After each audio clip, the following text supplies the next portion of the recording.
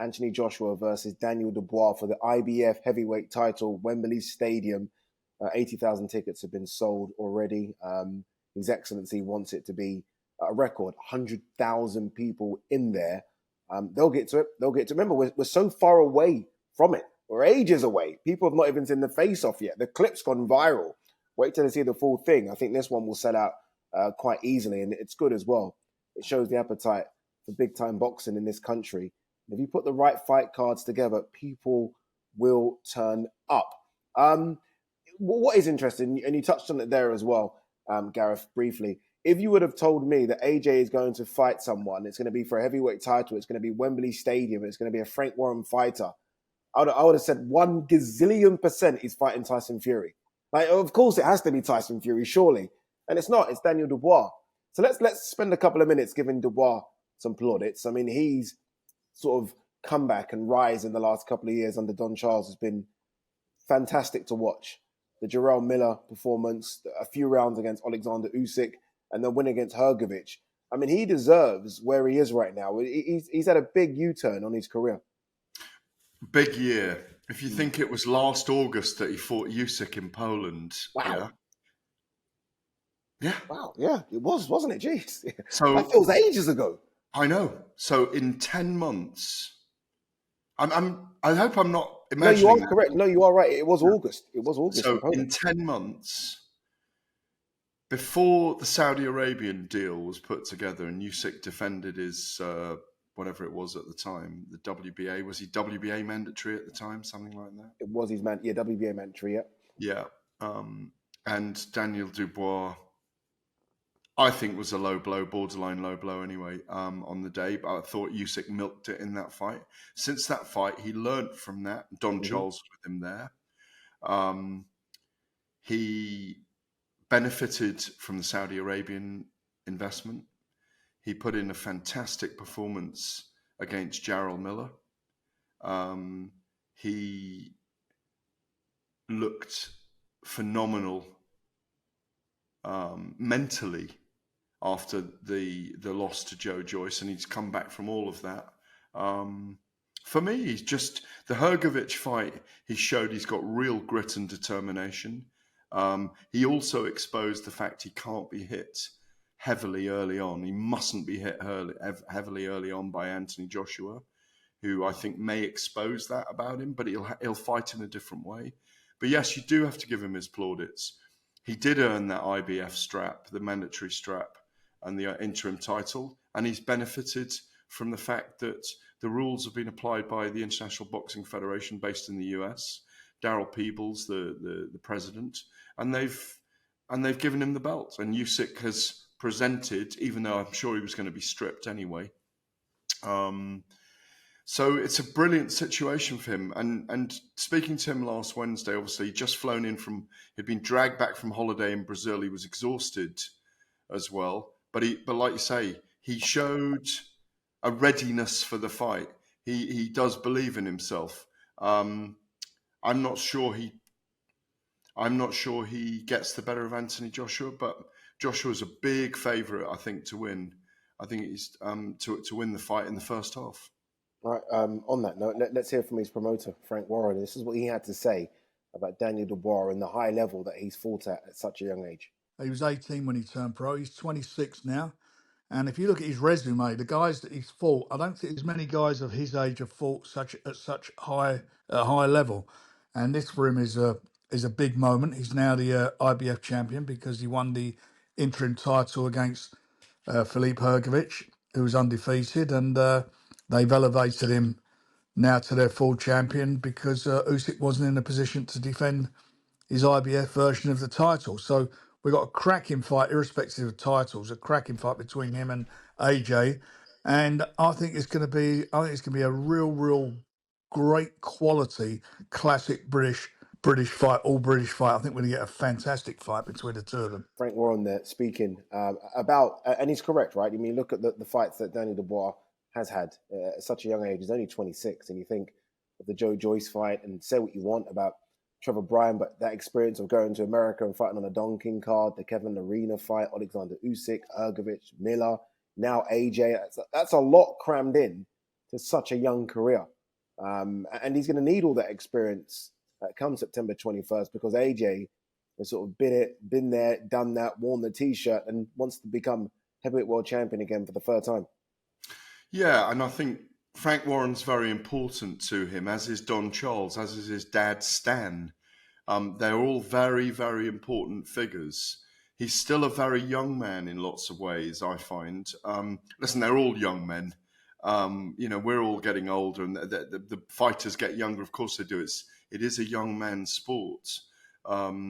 So you've got to applaud his ability to come back from adversity, and he's got it in him, and he's shown that.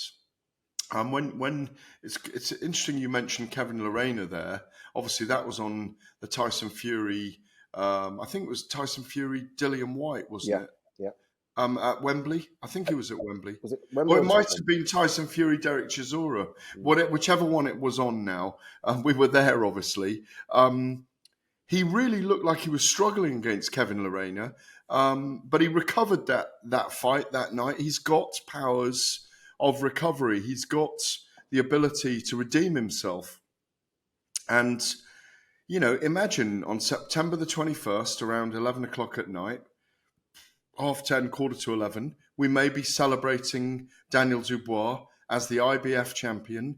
We'll be looking at the bones and the wreckage of Anthony Joshua's latest iteration. And we'll be talking about, so does Dubois face Usyk again next in a second fight, or does he face Tyson Fury? And is Tyson Fury now going to have to face Daniel Dubois? I mean, that is a possibility. I don't think it's going to happen, but it is a possibility. Yep, that's the equation, isn't it? It's almost two semi-finals here.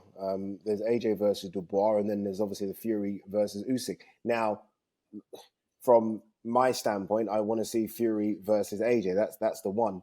I mean, if Alexander Usyk comes through the Fury fight, and he's now a favourite to come through the Fury fight again, what's the appetite for a Usyk versus Dubois, or an Usyk versus AJ?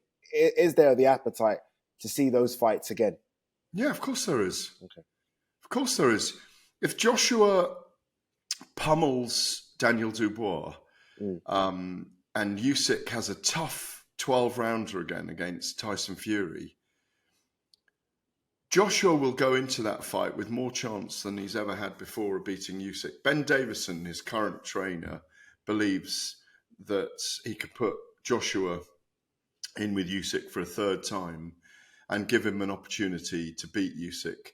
I back that as well. I think there is an opportunity to right the wrong. Usyk's not getting any younger. If he goes through 12 rounds with hard rounds with Tyson Fury, that might give a little bit less scope to his battery levels. So you can't write Joshua off, but he's got a big fight.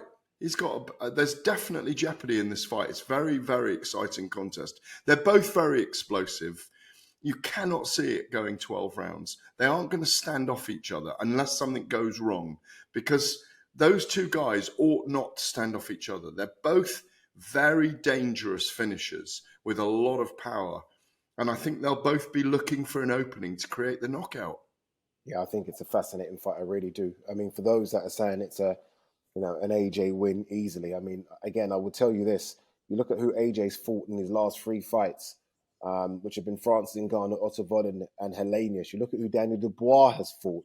Exactly. And that's Alexander Usyk, Jarrell Miller, and Hrgovic. Dubois has fought by far the better opposition.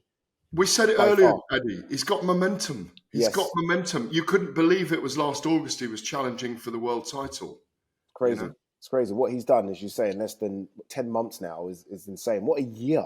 What a 12 months it's been for Daniel Dubois. Let's have a quick listen to Eddie Hearn, who's spoken about the fight card. I mean, again, some people have critiqued the fight card, expecting maybe a bit more than what it is. I disagree with that take, but this is what Eddie Hearn had to say about the fight card. It's been said today so many times that this is arguably the greatest card we've ever seen. I think the greatest event I've ever attended at Wembley was Anthony Joshua and Vladimir Klitschko. Was extraordinary. Does this card, the Wembley edition of the Riyadh season, underwritten and sponsored by the Saudi Arabians and then His Excellency Turki Al Sheikh, does it match that? Does it go beyond that? I mean, that was an incredible night because of what happened in the ring.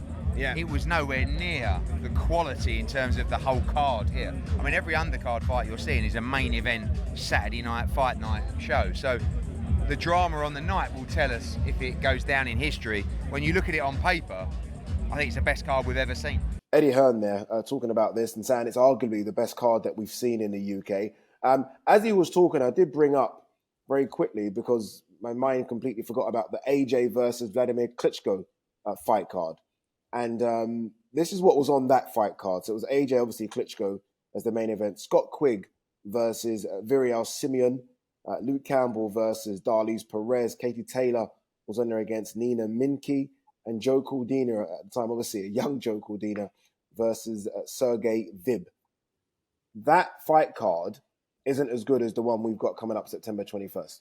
Nowhere near it. Nowhere near it. Yeah. I think we like to have these memories of what these fight cards were like years ago, and just, this Wembley fight card we've got coming up September 21st is miles better than that. I agree with you. I mean, you can't there's no comparison. No. When you look at this card, just to go over it again, where we're looking at, look, Joshua Buatsi and Willie Hutchinson alone. I mean, I love that fight. And also, with the drama backstage, what was Joshua Buatsi on? I've never seen him like that in my life. You know, I will reveal what happened, actually, and I'm happy to reveal it. I don't mind doing it. So I did the face-off between the two. And obviously there was this controversy about, did Willie Hutchinson say something racist to Craig Richards back in the 5 versus 5 backstage. Joshua Buatsi brought that up in the face-off. Right. He said, and hopefully I'm not out of turn repeating this, but he did say to Willie Hutchinson, I'm going to, something along the lines, I'm paraphrasing here, but I'm going to punish you even more for what you said to Craig Richards. This was all recorded. Willie Hutchinson responded, what are you talking about? What are you talking about? And that then spilled on. So they both left my face-off. I had to kind of calm it down a little bit. They both left my face-off and then went to do the TNT face-off, where obviously then escalated even further. So, it's a lot of heat between those two fighters. A lot of heat. And I've never seen Buatsi definitely say something about, I mean, because I did an interview for Queensbury when I was doing the live stream out in Riyadh. And Craig was very angry at the time when he came onto the live stream with myself. And remember, it was clipped up with myself and Andy Clark. And he didn't reveal what had been said, but there was a word used, I believe, that's not a word I even knew, if I'm honest. Yeah, there was a word used. Was that verified in the end? Yeah. And was that at a face-off that they did that? No, that was when the word was used. No, I think that was when they was about to walk onto the stage and do, if it was either the weigh-in or the press conference in Riyadh. A lot of heat. Obviously, Willie Hutchinson assumes he didn't say anything racist. Craig Richards says he did, and I think there's still ongoing between the two. But what I will say is this: you rarely see Buatsi ever like that. Yeah. So Willie Hutchinson's getting under his skin. There's clearly a lot going on between the two. So that's a fascinating fight. I've got a feeling. My feeling with Joshua Buatsi is, if you get him angry like that, I think he's going to be even better. Yeah, you get him angry, I think there's a problem. Because that's what everyone says. Like he's far too laid back, they say, Buatsi. You get Buatsi angry, good luck. But having said that, he might get too emotional in there and go and fight hard. I mean, it might work in Hutchinson's favour that he uses his boxing to stick and move, to jab and move, to who knows. But it's a fight I'm really looking forward to.